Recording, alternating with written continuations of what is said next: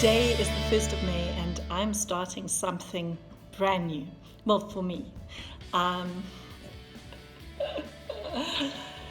Like everybody, we are all locked down and at home. And that means that we have pets, we've got cars going past, we've got kids outside playing, and that's our new normal. And what is amazing about that is that it's being human. It's being human and being part of a community. That is how human beings have survived over the last thousands of years, is by building community and passing wisdom down from one generation to another. What is incredible is that the wisdom that we learn from ancient texts thousands of years ago are relevant today. And because of that, I will be using a new series, a book of Psalms, not Psalms, the book of Proverbs. In the book of Proverbs, I will be using it's biblical. For some of you, you may never have read them. That's okay. I'll be bringing it to you. The book of Proverbs was apparently written by King Solomon, who was the son of King David, and he lived 700 BC, which means it was 2,700 years ago.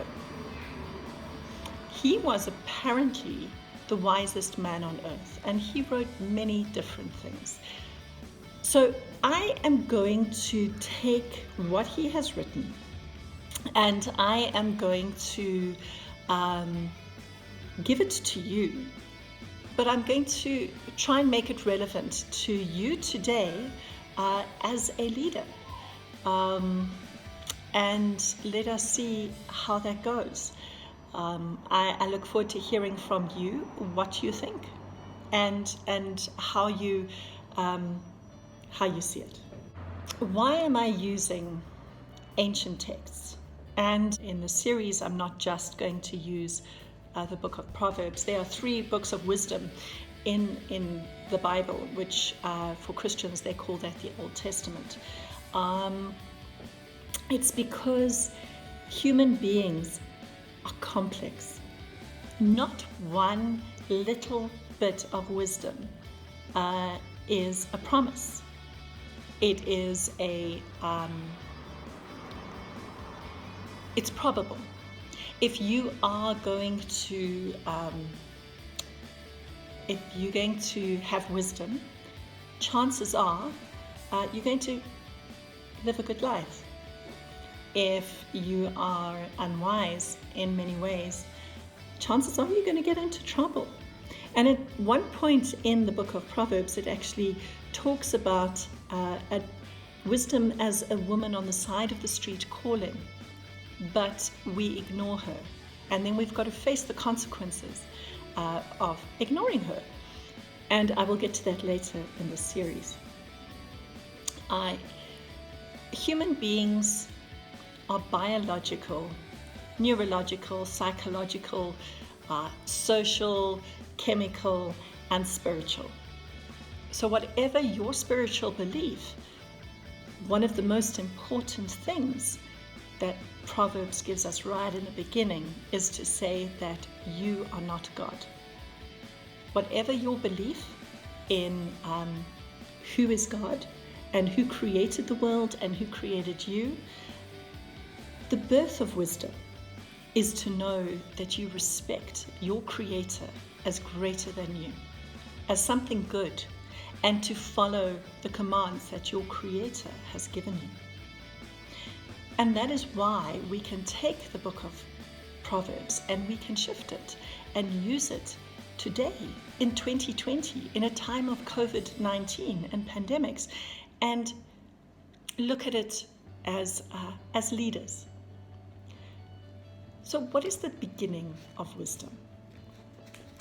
Proverbs, it says, for attaining wisdom and discipline, for understanding words of insight, for acquiring a disciplined and prudent life, doing what is right and just, and fair, for giving prudence to the simple, knowledge and discretion to the young. Let the wise listen and add to their learning, and let the discerning get guidance. For understanding proverbs and parables, the sayings and riddles of the wise.